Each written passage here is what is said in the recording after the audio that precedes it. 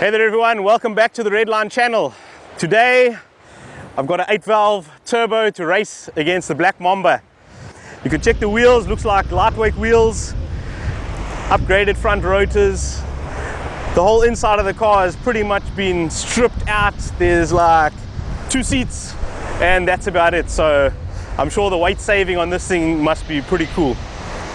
As far as under the bonnet goes, it's hiding a 2-liter 8-valve crossflow turbo. As you can see, it is running on semis in the front. He's done the single wiper conversion. Let me just give you guys a shot of in the engine bay. As you can see, he has done the slanted bonnet to pick it up for obviously a bit of heat distribution. And there you go, 8-valve crossflow. As you can see, it looks like a custom intake manifold, customized throttle body, dump valve, aftermarket breather system. I can see it looks like an aeromotive fuel pump hiding here in the corner, as well as an adjustable fuel pressure regulator.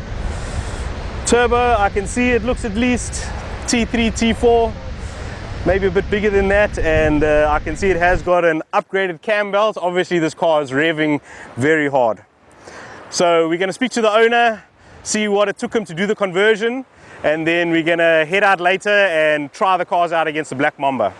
So stay tuned.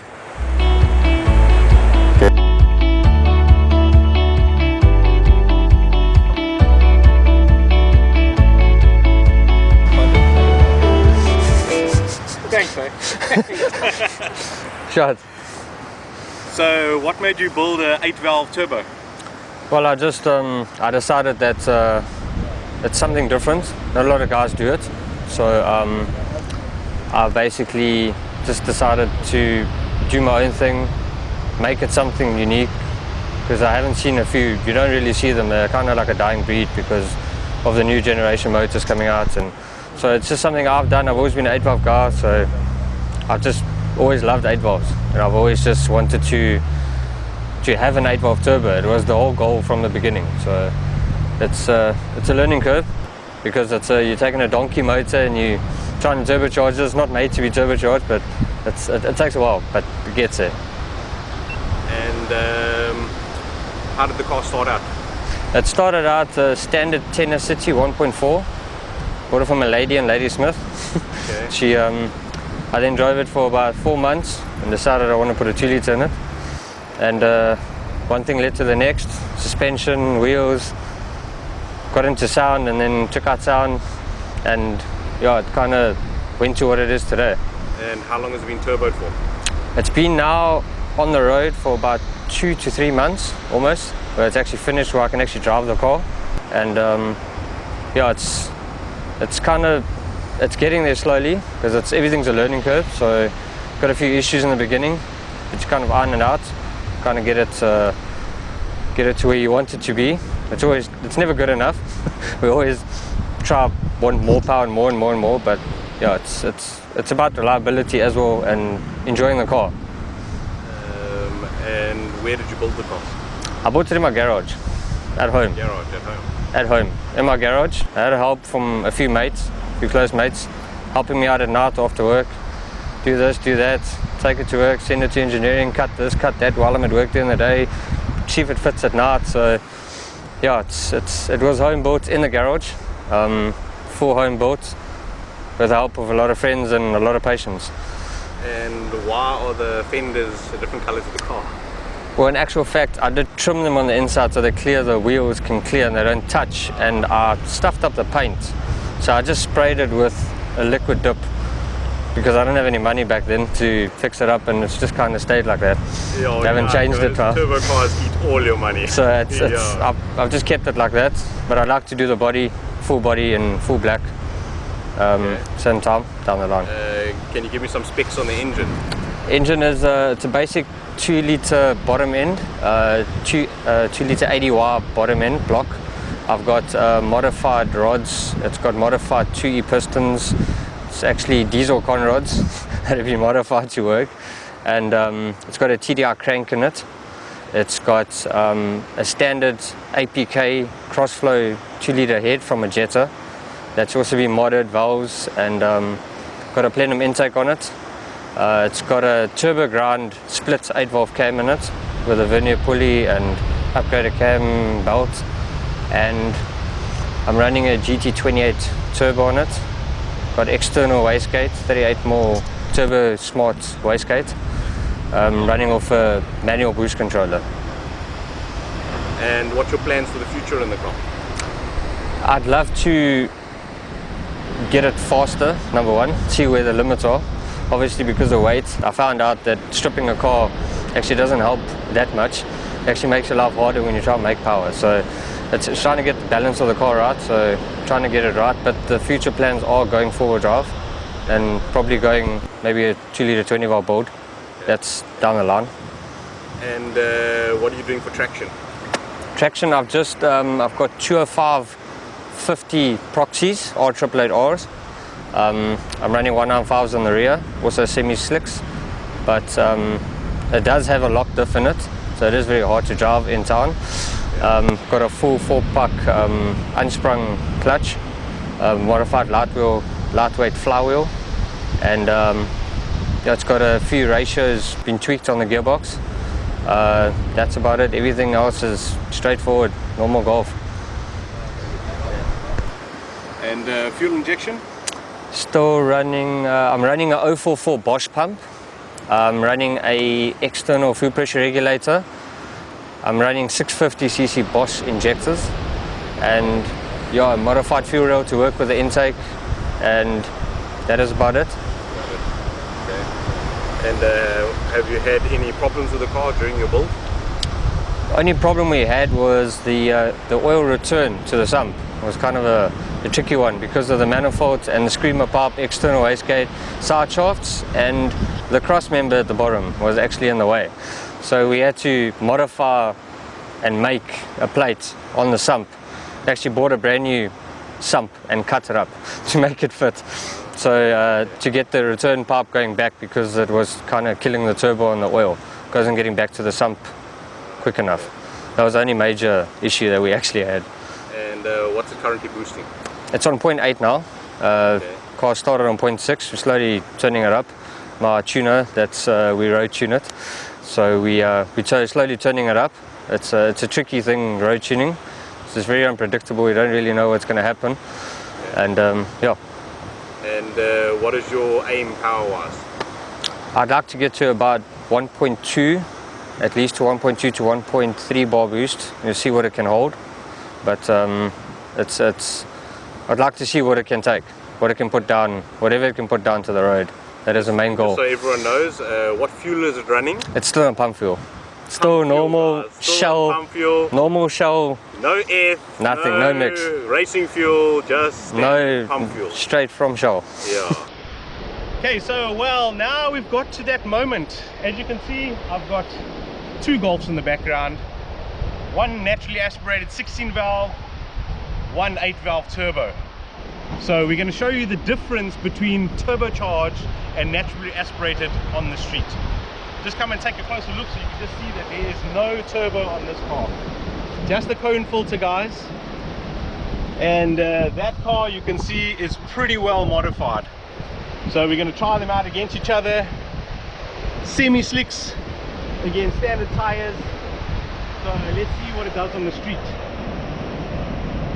Stay tuned.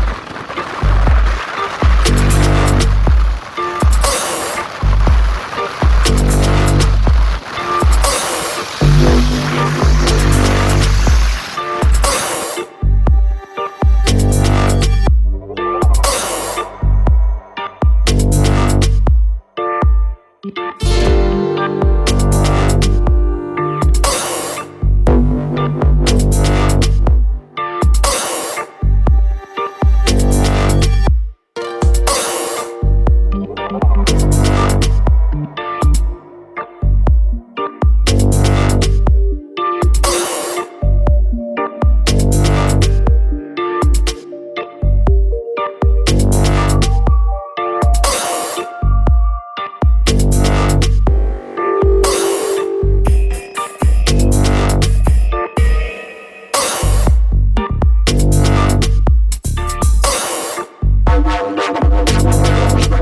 be right back.